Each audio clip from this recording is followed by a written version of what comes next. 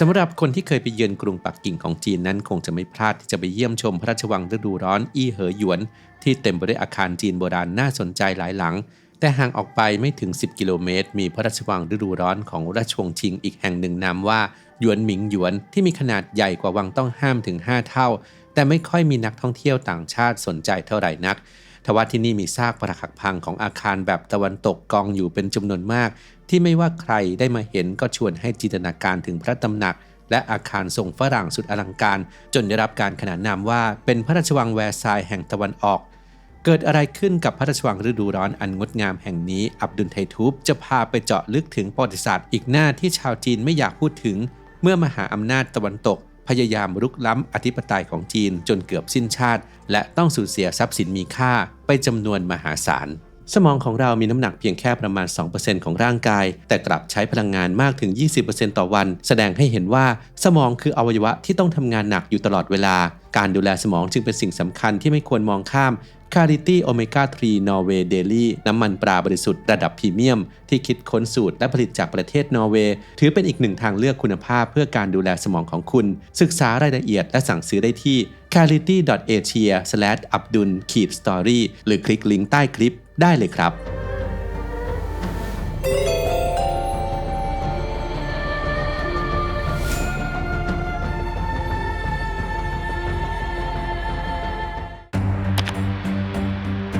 พระราชวังฤดูร้อนเก่าหรือที่เรียกกันว่าหยวนหมิงหยวนตั้งอยู่ในเขตไห่เตี้ยนของกรุงปักกิ่งในปัจจุบันห่างจากพระราชวังต้องห้ามไปทางทิศเหนือประมาณ20กิโลเมตร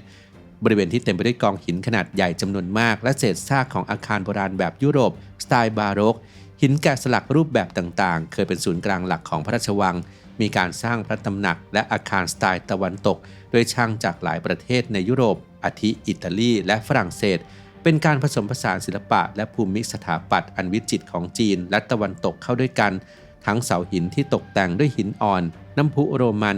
ส่วนที่เต็มไปด้วยพันไม้ท้องถิ่นและเขาวงกตมีการสร้างนาฬิกาน้ำที่ล้อมรอบด้วยประติมากรรมปีนักกษัตริย์ตามความเชื่อของจีนและยังมีแม้กระทั่งมัสยิดที่ผสมผสานสไตล์อิสลามเข้ากับตะวันตกเพื่อพระสนมชาวอุยกูร์ขององค์จักรพรรดิพระราชวังฤดูร้อนแห่งนี้เริ่มสร้างมาตั้งแต่ค.ศ. 1709ในสมัยจักรพรรดิคังซีจักรพรรดิองค์ที่4แห่งราชวงศ์ชิงทรงมีพระประสงค์ให้เป็นส่วนสำหรับพักผ่อนหย่อนใจสำหรับสมาชิกราชวงศ์โดยพระราชทานให้กับพระราชโอรสองค์ที่4ซึ่งในเวลาต่อมาคือจักรพรรดิหยงเจิ้งและในรัชสมัยถัดมาคือจักรพรรดิเฉียนหลงช่วงกลางศตวรรษที่18ทรงโปรดที่จะใช้เวลาที่นี่มากกว่าพระราชวังต้องห้ามทรงขยายต่อเติมพื้นที่ออกไปอย่างกว้างขวางรวมประมาณ 3.5 ตารางกิโลเมตรหรือกว่า 2,100 ไร่ใหญ่กว่าพระราชวังต้องห้ามถึง5เท่าได้รับการขนานนามว่างดงามไม่แพ้พระราชวังแวร์ซายน์มีอาคารใหญ่น้อยรวมกันหลายร้อยหลังเป็นคล้ายกับเมืองเล็กๆที่มีทั้งโรงผลิตผ้าไหมโรงละครโรงเรียนและมีตลาดอยู่ภายในวังที่นี่จึงราวกับสวรรค์บนดินเป็นทั้งที่ประทับตลอดจนใช้บริหารราชการแผ่นดินควบคู่ไปกับการพักผ่อนหย่อนใจพระราชวังฤดูร้อนแห่งนี้ยังเป็นสวนแห่งสวนคือประกอบไปด้วยอุทยานหลวง3สวนเชื่อมต่อถึงกันอันได้แก่หยวนหมิงหยวนฉางซุนหยวนและฉีซุนหยวนซึ่งมีการทนุบำรุงพระราชวังแห่งนี้และต่อเติมเรื่อยมาเป็นเวลากว่า100ปีจนถึงกลางศตวรรษที่19ส่วนพระราชวังฤดูร้อนอี้เหอหยวนซึ่งอยู่ในกรุงปักกิ่งเหมือนกันห่างจากหยวนหมิงหยวนไปทางตะวันตกไม่ถึง10กิโลเมตรและได้รับความนิยมจากนักท่องเที่ยวอย่างมากในปัจจุบันสร้างขึ้นโดยจักรพรรดิเฉียนหลงเช่นกันแต่เป็นพระนางซูสีไทเฮาที่ทรงมาบูรณะครั้งใหญ่ในภายหลังในปี 1888 หลังหยวนหมิงหยวนถูกทำลาย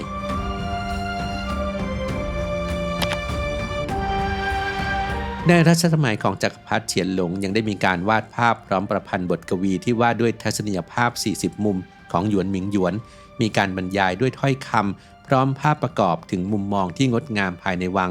โดยแต่ละมุมมีความสำคัญทางศิลปะและวัฒนธรรมเฉพาะตัวซึ่งแสดงถึงจุดสูงสุดของการออกแบบสวนแบบจีนคลาสสิกและอาคารแบบตะวันตกมีการใช้แรงงานมนุษย์ขุดทะเลสาบฟูไฮทะเลสาบขนาดใหญ่ขึ้นมาซึ่งมีความยาวชายฝั่งถึง5กิโลเมตรตลอดทางเลียบทะเลสาบที่คดเคี้ยวประดับประดาด้วยต้นหลิวข้างทางนอกจากนี้ยังมีสระน้ำหรือสวนบัวที่จำลองมาจากเมืองหางโจวที่จะมีดอกบัวบานตลอดทั้งปี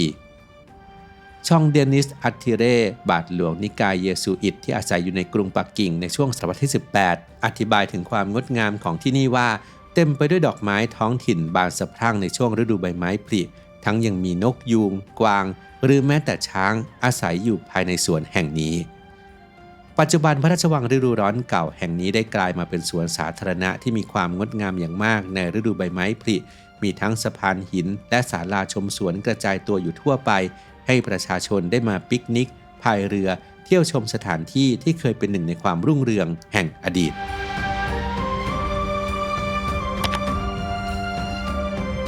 ทศวรรษ 1,800 ถือว่าเป็นช่วงที่ราชวงศ์ชิงซึ่งเป็นราชวงศ์สุดท้ายของระบอบกษัตริย์ในประเทศจีนรุ่งเรืองถึงขีดสุดทำการค้ากับหลายชาติในยุโรปและเป็นยุคแห่งการล่าอาณานิคมของเหล่ามหาอำนาจทางทะเลบริษัท British East India ซึ่งเป็นตัวแทนของทางการอังกฤษเข้ามาทำการค้าในเอเชียและขาดดุลการค้ากับจีนสินค้าจากจีนทะลักเข้าไปในอังกฤษแต่กฎระเบียบที่เข้มงวดและผูกขาดของจีนทำให้อังกฤษเป็นฝ่ายเสียเปรียบ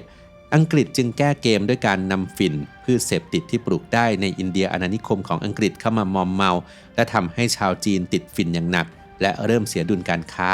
เมื่อจีนเริ่มรู้ตัวจึงสั่งห้ามนำเข้าฝิ่นและทำลายฝิ่นที่นำเข้ามาในราชอาณาจักร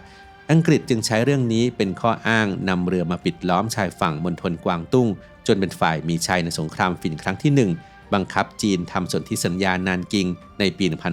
1842 ทำให้จีนเสียเปรียบอังกฤษทำการค้าได้อย่างอิสระใน5เมืองท่าสำคัญของจีนส่วนจีนต้องจ่ายค่าปฏิกรรมสงครามและยกเกาะฮ่องกงให้อังกฤษและคนจีนในทุกชนชั้นจำนวนไม่น้อยต้องกลายเป็นคนติดฝิ่น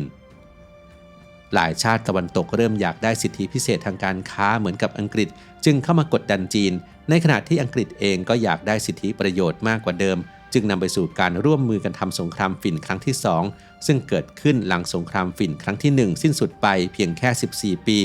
ผลที่เกิดขึ้นคือจีนต้องสูญเสียหนักกว่าเดิมราชวงศ์ชิงต้องยอมทำสนธิสัญญาเทียนจินในปี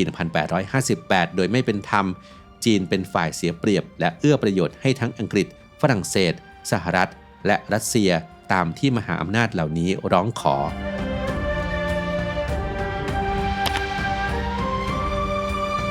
ในปี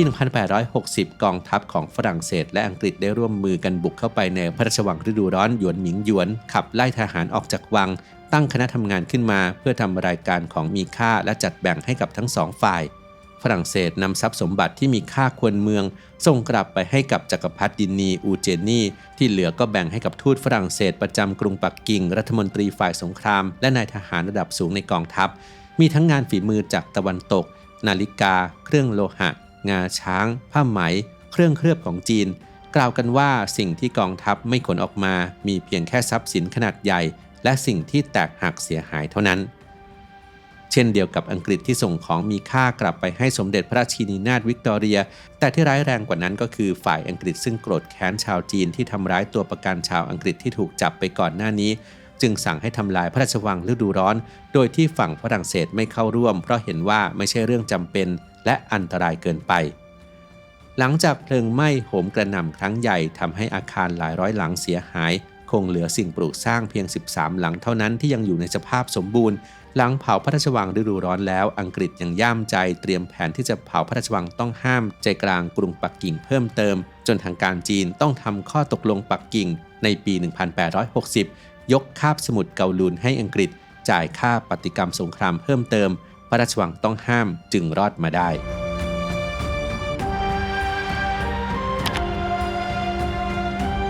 ในเวลานั้นชาติตะวันตกยังคงเอาเปรียบจีนอย่างต่อเนื่องและในปี 1900 เกิดการลุกฮือขึ้นของกองกำลังอี้เหอถวนกองกำลังแห่งความยุติธรรมและความสามัคคีเป็นชาวบ้านที่มีวิชาหมัดมวยเรียนรู้ศิลปะการต่อสู้แบบจีนหรือกังฟู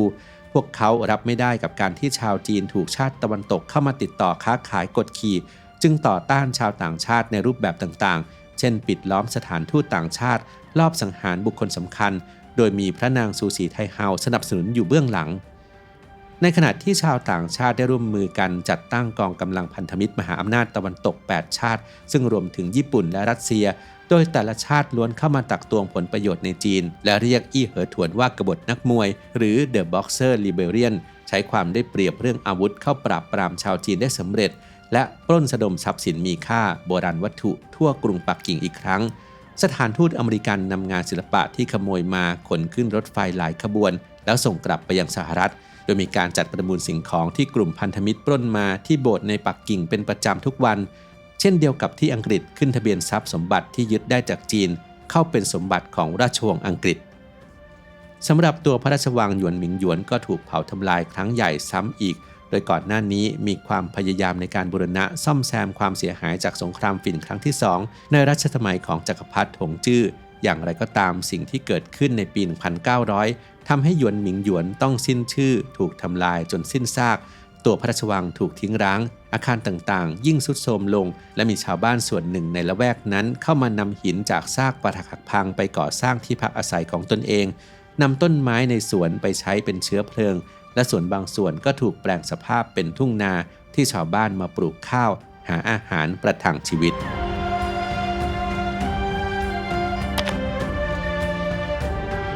หลังสงครามฝิ่นครั้งที่2รวมเป็นเวลาราว1 ศตวรรษที่จีนนั้นต้องเผชิญกับศึกในและศึกนอกเป็นห่วงเวลาแห่งความมืดมนและวุ่นวายพระนางซูสีไทเฮาเข้ามามีบทบาทในราชสำนักเกิดการปฏิวัติขึ้นหลายครั้งเกิดสงครามกลางเมืองสงครามกับประเทศเพื่อนบ้านจนในที่สุดจีนเปลี่ยนผ่านจากระบอบฮ่องเต้มาสู่การเป็นพรรคคอมมิวนิสต์โดยสมบูรณ์ในปี 1949 หลังสงครามโลกครั้งที่2อาคารแบบตะวันตกที่เคยถูกขนานนามว่าแวร์ซายน์ตะวันตกในพระราชวังหยวนหมิงหยวนอยู่ในสภาพที่เกินเยียวยาทุกวันนี้ทางการจีนยังไม่มีแผนที่จะสร้างอาคารขึ้นมาใหม่ทำได้เพียงอนุรักษ์เศษซากอาคารตะวันตกที่เหลืออยู่ส่วนอาคารทรงจีนที่ไม่ถูกทำลายก็ยังคงอยู่เช่นเดิมพร้อมกับการเข้าใช้พื้นที่ให้เป็นประโยชน์สาธารณะทั้งการพักผ่อนหย่อนใจและศึกษาประวัติศาสตร์ในอดีตในขณะเดียวกันมีการจำลองพระราชวังหยวนหมิงหยวนขึ้นมาใหม่โดยอาศัยภาพวาดโบราณแล้วคัดเลือกเอา18จาก40มุมมองสำคัญจากพระราชวังเก่ามาไว้ที่เมืองจูไห่ในมณฑลกวางตุ้งทางตอนใต้ของจีนติดกับเขตบริหารพิเศษมาเก๊าโดยสร้างขึ้นในอัตราส่วน1:1คือเท่ากับของเดิมที่ถูกทำลายไปมีทั้งส่วนที่เป็นอาคารตะวันตกและสวนซึ่งทำให้ได้กลิ่นอายของอดีตพระราชวังฤดูร้อนได้เป็นอย่างดีขณะเดียวกันพิพิธภัณฑ์วิกตอเรียและอัลเบิร์ตตลอดจนพิพิธภัณฑ์แห่งชาติในกรุงลอนดอนและสกอตแลนด์รวมถึงพิพิธภัณฑ์ทหารและพิพิธภัณฑ์จีนในปราสาทฟอนแทนเบลอกรุงปารีสยังคงมีการจัดแสดงงานทรัพย์สมบัติที่ขนไปจากอดีตพระราชวังฤดูร้อนของจีนในขณะที่ทางการจีนพยายามติดตามเก็บรวบรวมทรัพย์สมบัติของชาติที่สูญหายกลับมาทั้งการขอคืนขอซื้อจากผู้ลักลอบนำไปขายหรือจากการประมูลงานศิลปะในต่างประเทศแต่ดูเหมือนว่าจะไม่ได้รับการตอบรับเท่าไหร่นัก